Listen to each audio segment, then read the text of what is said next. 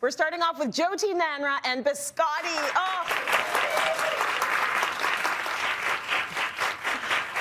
Jyoti, I love biscotti. I love a good crunch. I feel like there's nothing better with coffee than biscotti. It's so good. So why should biscotti be on everyone's baking list this holiday season? Biscotti is so versatile, and me too, Trace. I could eat all of that, like right now. All of it, all of it, the whole tray. The two of us, it's gone. Biscotti, all you need really is a good base dough, and it's so easy to switch it up. You can change in your add-ins, and it's a totally different biscotti every single time. Yeah, and it's easy. So easy enough that we're gonna make one right now. So where do we start with this recipe? Alrighty, so just like any cookie, we're gonna start off by creaming our butter and our sugar. That is like the most crucial thing to do. So I'm gonna start with that.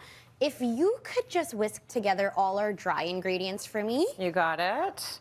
And what do you have for the dry ingredients, by the way? There's flour. There's flour, there's almond flour, there's baking powder, and then there's a little bit of salt. Okay.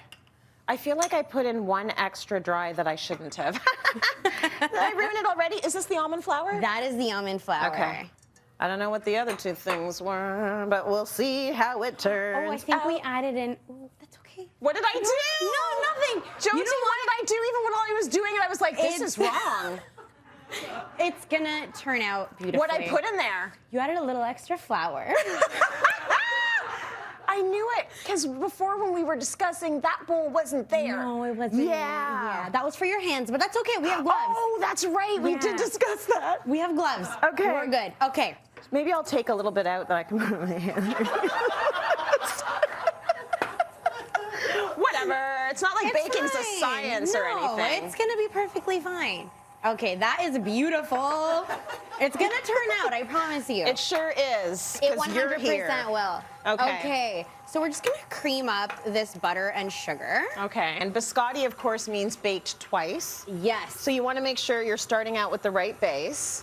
If you don't have a stand mixer at home, oh, you need one. She's giving me those eyeballs. You can do a hand mixer. Okay. Or if you soften your butter to room temperature to the point where like you can like dig your spatula through it, you can probably do it by hand. You can probably get away with it. I mean, people have been making biscotti forever, so I can't imagine it not working. Okay, so this is looking good. See how it's creamed up really nicely? It's looking pretty fluffy.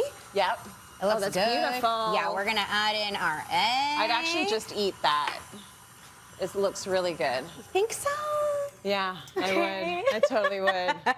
And then I will have you add in our dry ingredients. The dry ingredients that I mixed together so well? Yeah. Yeah? Exactly. You tell me when you're ready and I'll start putting it in. And is this one of those situations where I go little bit by little bit? Yeah, just do a little by little, just so that it doesn't, I'll lower this, so it doesn't splash back, and then we don't want to be covered in flour. Got it. But then it would look like I actually did some work for once. It would look like we baked biscotti, definitely. Yeah. More? Go ahead. Add it. Just add it all in. I think I think we're at a pretty good speed. Amazing. There you go. Okay, I'm just gonna up this speed for a second. We just want this dough to very roughly come together. Okay. And the key to a good biscotti is not to over mix. So when we over mix, any type of like dough or batter that has flour in it, we tend to overdevelop that gluten. And if that gluten is overdeveloped, you end up with a chewy biscotti. Yeah. We want something that's crunchy and sort of melts in your mouth. Absolutely. Right? Yeah, it sounds like it's actually a very delicate balance to get that proper consistency, because that's what makes biscotti biscotti. Exactly. Okay, my favorite part, and I think you're gonna love it. Is this where I put on the gloves? This is where you add in our crushed cookies and our sprinkles. So here's where you can have fun. You can do pistachios, hazelnuts. Throw them in. So that's Oreos? Is it crushed Oreos? And this? And then sprinkles. Beautiful. Oh, so good. Okay, gorgeous. And put then that all in. part, I do like to, you can get those gloves on. Okay. I do like to do this part by hand, like I was saying. Like with the mixer, it can be aggressive, so it tends to over mix things. Are these gloves for a toddler? Are they for your tiny little cute hands, Jyoti? They are for my hands, They're not fitting my paws. Okay, I'm ready for surgery.